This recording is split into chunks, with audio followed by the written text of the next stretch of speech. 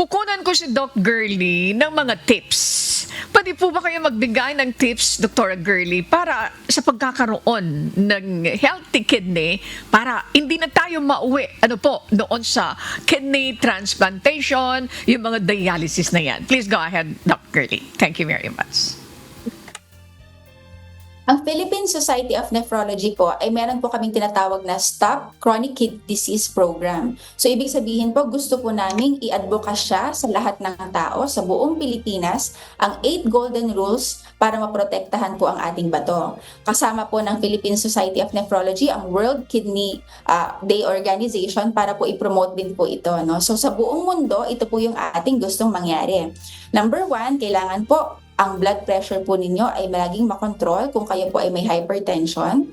Number 2, kung meron po kayong diabetes, siguraduhin pong nasa tama palagi. Ibig sabihin, well-controlled ang diabetes kasi pag controlled ang diabetes, hindi po kailangan humantong sa dialysis or transplantation ng isang pasyente. Ikatlo po, kailangan po kumain ng healthy diet. Alam po natin dito sa ating lugar, sa akin dito sa Pampanga, and of course in the whole of the Philippines, napakasarap po ng lahat ng pagkain. Kaso syempre, there should be always moderation in everything. So kailangan po ang mga kinakain natin ay yung makakaiwas po sa pagtaas ng ating BP or pagtaas ng ating mga sugar. And of course, other problems na madudulot ng puro processed na food. Next, kailangan po ng exercise. So sabi po nila, at least 30 minutes every day or 150 minutes every week. Kailangan po natin ng moderate exercise, pero syempre kailangan po na pa-evaluate po natin ang sarili natin na healthy enough tayo para dito. Important po na makontrol ang timbang natin with regular exercise and eating a healthy diet. Next po, very important yung pag-inom ng tamang dami ng tubig. So, drink the appropriate amount of water. So, kailangan hindi po tayo nadidehydrate. Lalo na po kung medyo mainit ang panahon, lalo na sa Pilipinas, common po na may mga dehydration na nangyayari. And pag kulang po ang tubig, nasisira po ang ating mga bato.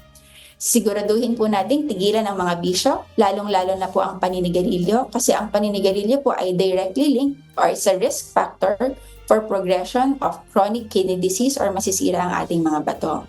And ang last 2 po natin is of course, huwag pong umabuso ng mga painkillers. Huwag pong mag-take ng kung ano-anong herbal na mga gamot, lalo na po kung hindi po siya na-prescribe ng ating mga doktor or sikreto po natin silang tinitake kasi hindi po malalaman ng mga doktor natin kung bakit lalong nasisira ang mga bato.